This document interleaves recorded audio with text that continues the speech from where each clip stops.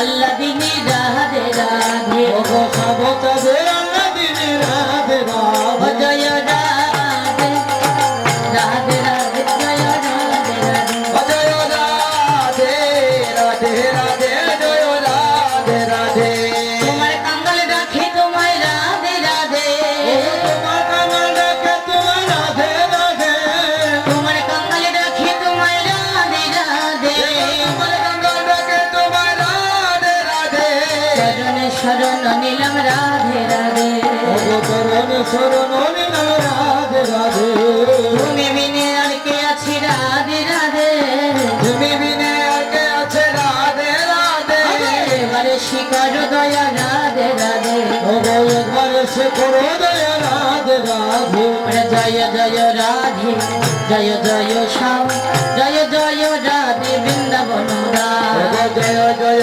রাধে জয় জয় শ্যাম জয় জয় রাধে বৃন্দাবন রাধা রানী কি জয় মহারানী কি জয় রানী কি জয় মহারানী কি জয় রাধা রানী কি জয় মহারানী কি জয় রানী কি জয় মহারানী কি জয় জয় জয় জয় জয় রাধা রানী কি জয় জয় জয় জয় জয় রাধা রানী কি জয় রাধারি রাধার নামের যে মহিমা মদনী মোহন জানে রাধা নামের যে মহিমা মদন মোহনে জানে গো ওরে রাধা বলে বাজাই বাঁশি যমুনার কুলিনে রাধা বলে বাজায় বাঁশি যমুনা পুলিনে জয় রাধে শ্রী রাধে রাধি প্রদায়িনী জয় রাধে শ্রী রাধে রাধে প্রদায়িনী গো ওরে জয়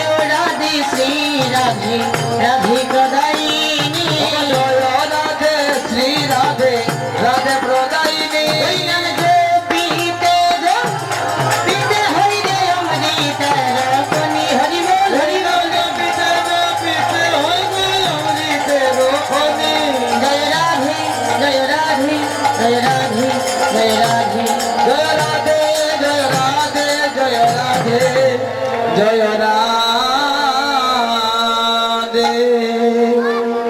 জয় রাধে জয় নিতাই জয় রাধে জয় রাধে শাহ তাই এবার মধুমৎসদাম বৃন্দাবনে আমরা সবাই মিলিত হয়ে গমন করেছি। আজ আমরা বৃন্দাবন লীলা আস্বাদন করব। যেভাবে শ্রীমতী রাধারানী গোবিন্দ সঙ্গী রাধাকুণ্ড তিনি মিলিত হয়েছিলেন সুবল বেশে। তাই একদিন বৃন্দাবনে আমার গোবিন্দ নবলক্ষ যেন দ্বাদশ রাকাল সঙ্গী করে নিয়ে গোষ্ঠী গমন করেছিলেন। আর মধ্যাহ্ন সময়ে কৃষ্ণ এবং বলরাম তারা দুটো ভাই একত্রিত হয়ে আজ কি করলেন, মধুময় বৃন্দাবনে একটা বৃক্ষের ছায়ার মধ্যে বসে বৃক্ষের ছায়ায় বসে তারা দুটো ভাই একত্রিত হয়ে মনের আনন্দে খেলা করলেন। তাই মহাজন লীলার পাশ থেকে দর্শন করে বললেন, আরে শীতল তো রোয়া ছায়ায় গেলে দুটি ভাই, ওরে শীতল তো রোয়া ছায়ায় গেলে দুটি ভাই বাইরে ভাই আর শীতল তো রোয়া ছায়ায় গেলে দুটি ভাই, ওরে শীতল তো রোয়ার ছায়ায় গেলে দুটি ভাই গেলে রামেরা রাম কানাই।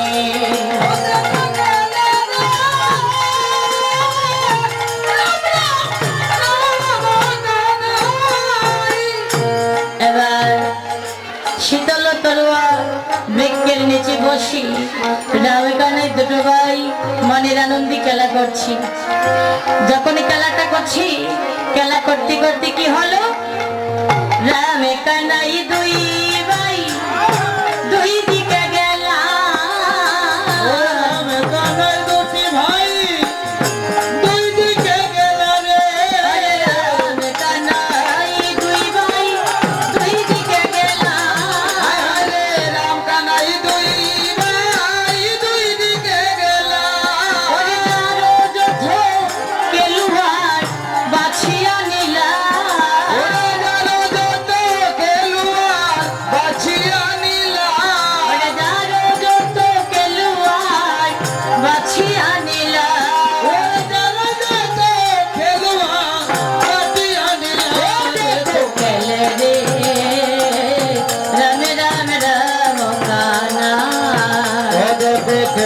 রে রাম রাম রাম কানাই।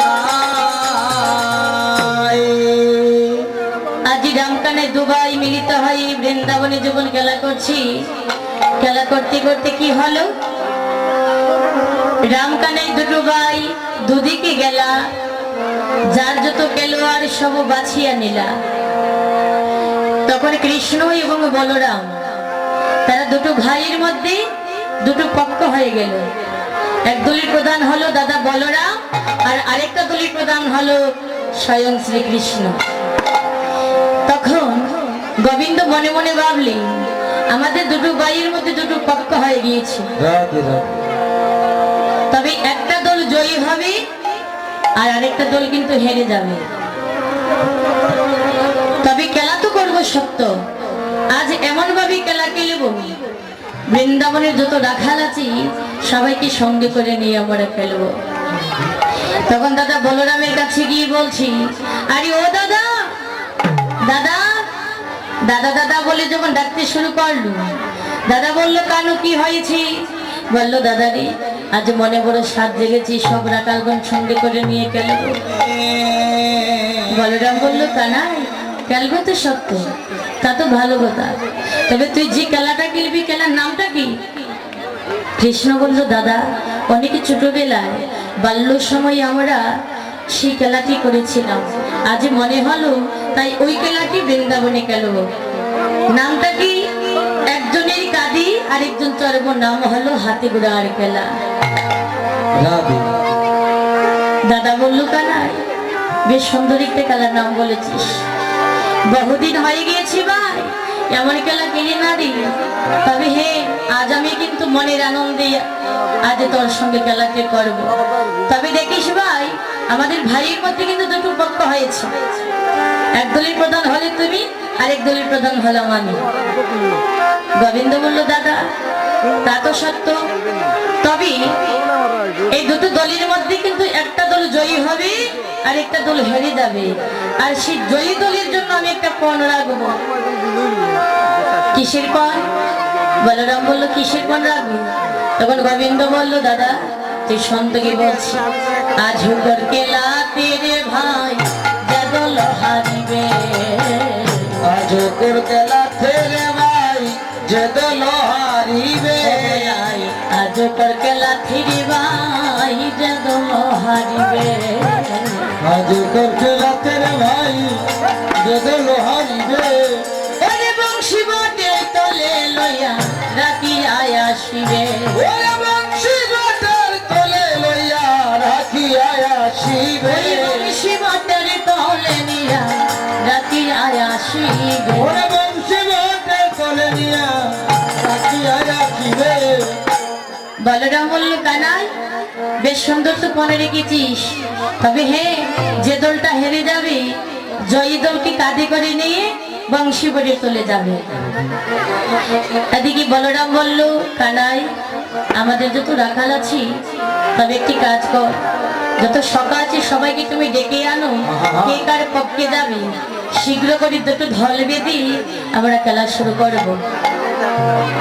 সবে সকাগঞ্জ কোনো দাঁড়িয়ে আসলো, গোবিন্দ বলল, সকালে তোমরা কে কার পক্ষে যাবে বিলম্ব না করে শীঘ্র করে চলে যাও। সেদাম সেদাম তারা দুটো সকা, ওরা মনে মনে ভাবলো, তবে আজ এমন একটা দলে যেতে হবে যে দলে গেলে জয়ী হওয়া যায়। কোন দলে যেতে হবে? অন্তর্যামী কৃষ্ণ কখনো হারবে না খেলার মধ্যে, আজ আমরা কৃষ্ণ পক্ষে যাব। হরে কৃষ্ণ কথা বলো না, জয় রাধে। সব কথাগুলো কিন্তু আসরের মধ্যে চলে আসছে। তখন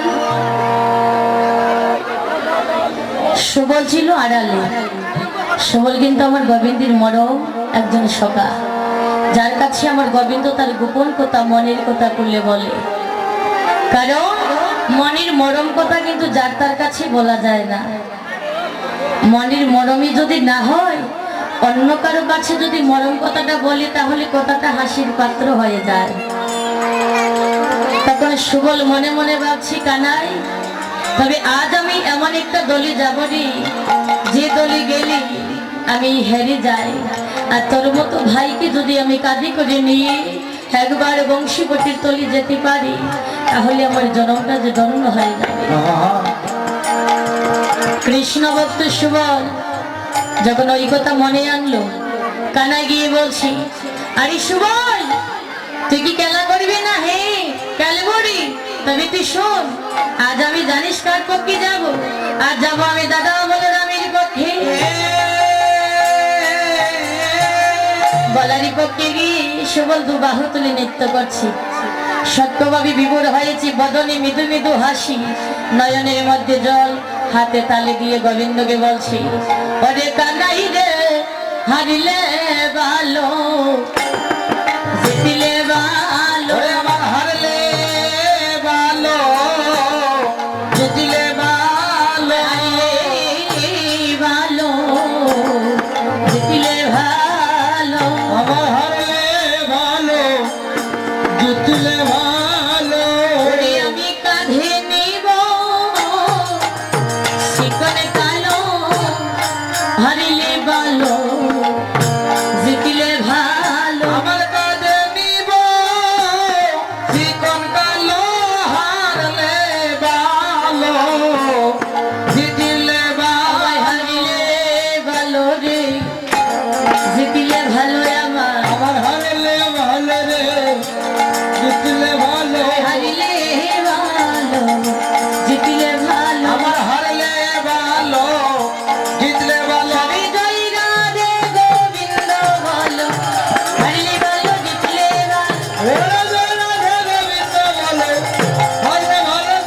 ভালো, জয় রাধে জয় রাধে, জয় রাধে জয় রাধে,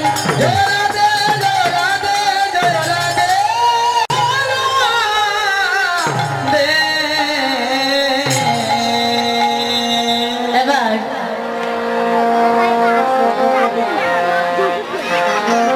সুবল বলল, কানাই হেরে গেল ভালো, এবার জয়ী হলে ভালো, কারণ তোর সঙ্গ তো পাবো।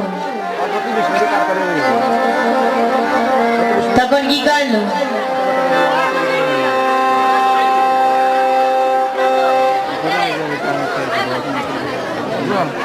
জয়রাধে, ও দিদিরা আস্তে আস্তে কথা বলো, আসরের মধ্যে কথা কিন্তু চলে আসছে, আমাদের কথা বলতে কিন্তু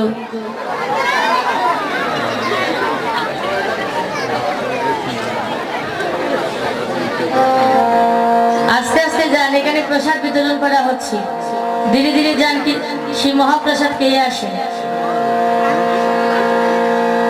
তাই এবার সুবল যখন বলল যে আমার হেরে গেল ভালো, জয়ী হলো ভালো, কারণ কানাই ভাইকে তো আমার সঙ্গে পাবো।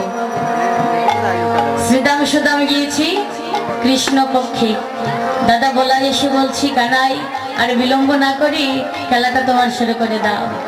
এবার বৃন্দাবনের মধ্যে একজনের কাঁধে আরেকজন চড়ছি, সক্ষ প্রেমে বিভোর হয়ে, কেহ হাতে গোড়া রাখালে রাখালে আরে কে হাতি গোরা হয়, রাকালে রাকালে বই। কেহ হাতি গোড়া রাখালে রাখালে কে হাতি ঘোড়া হো, রাকালে রাকালে।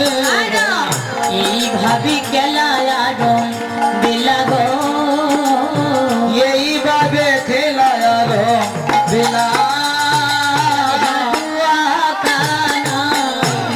হারিয়া গেল, ওই হারুয়া কানাই হারিয়া গেল, হারুয়া কানাই হারিয়া গেল, ওই হারুয়া কানাই হারিয়া গেল। প্রেমানন্দে হরি বল, হারুয়া কানাই হারিয়া গেল,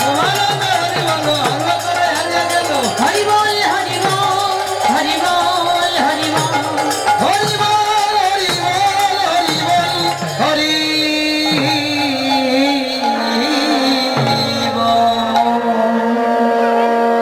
যখন খেলাটা শুরু করলো, দুটো দল একত্রিত হয়, গোবিন্দ আমার খেলা যখন শুরু করলেন, মনে মনে ভাবলেন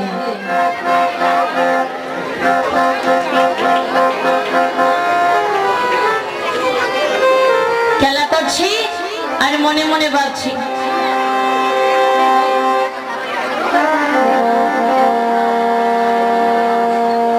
তিনি মনে মনে ভাবলি আমি প্রত্যেকটা দিন দাদার সঙ্গে খেলা করি, কিন্তু একটা দিনই দাদা জয়ী হতে পারে না।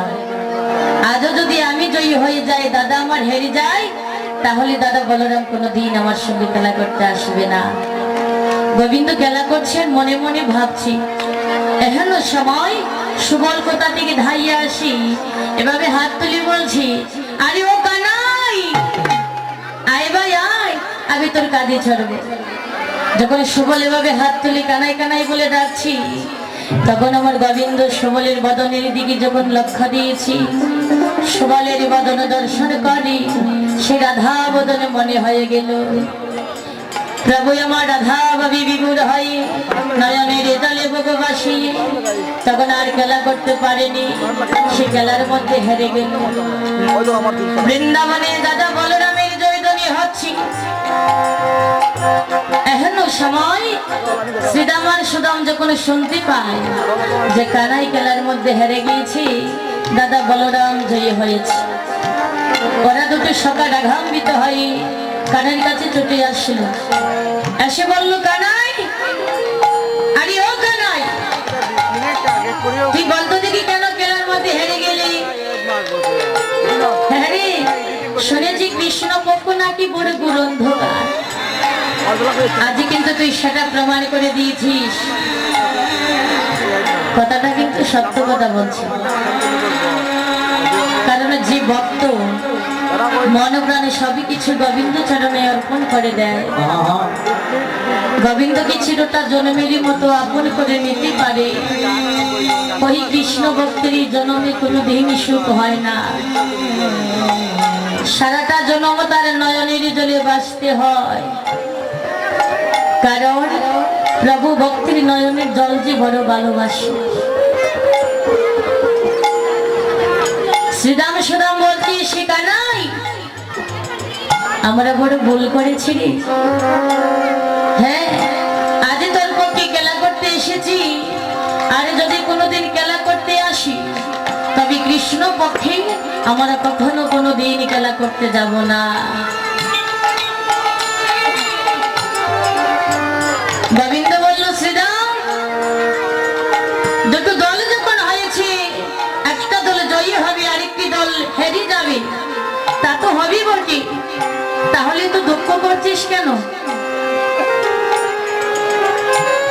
বলল, শ্রীদাম রে, এই যে বললি আমার পক্ষে আর খেলা করতে আসবে না, কৃষ্ণ পক্ষে যাবে না, তবে একটি কথা চিন্তা করে দেখি রে, এই বৃন্দাবনের মধ্যে তোদের মতো রাখাল বিহনে আমার যে আপন বলতে আর কেহ নেই রে। সবই কিছু ছেড়ে দিয়ে তোদের সঙ্গ করবো বলে, ভক্তের সঙ্গ করবো বলে আমি যে ছুটে এসেছি রহিণী বনের মধ্যে, আর তুই বললি কৃষ্ণ পক্ষে যাবে না। একথা বলি যখন গোবিন্দের দুটো নয়নের জলে যাচ্ছি, রাখালগণ কিন্তু সবই কিছু সহিতে পারে, গোবিন্দের যদি দুটো নয়নের জল ভরা দেখে ওরা আর সইতে পারে না। সকাল কি করলো, মনে মনে ভাবলো, একই হয়তো কানারি মনের মধ্যে বড় কষ্ট দিয়েছি। যত রাখালে ছিল সব রাখালগণ গোবিন্দ চরণে গিয়ে ধরণে লুটিয়ে পড়ল, বললো, কানাই রে, আমরা মন থেকে কথা বলিনি রে, এই বদলি বলেছি সত্য, কিন্তু তুই জানিস না রে। লোকে বলে, জানিস কি ভাই, একটা সন্তান যখন মায়ের কুলে যায়, মায়ের কুলে গেলে যে শান্তি, যে আনন্দ পায়, আর আমরা জানিস কি বলি, আমরা বলি তোর কাছে থেকে তোর সঙ্গে সঙ্গ করে এই নিগর বনের মধ্যে আমাদের যত আনন্দ লাভ হয়, যত সুখ পাই, মায়ের কুলে গেল সেই সুখ পাই না রে। খানায় যখন ঘুমের ঘুরে নিদ্রাগত হয়ে যায়, শৈল তোর বদন দর্শন করি, স্বপ্নেও তোকে নয়নে দর্শন করি, তুই বিহনে যে আর আমরা কাউকে নয়নে দেখতে পাই না রে। অরে কানা, কানাই রে, তাই তো তোকে বলছি ভাই, দেখি না রে কানাই, আমরা যদি কোনোদিন তোর কৃষ্ণ সঙ্গহারা ভয়ে সারাটা জনমের মতো বিদায় হয়ে যায়, আর নয় এই জগতের মধ্যে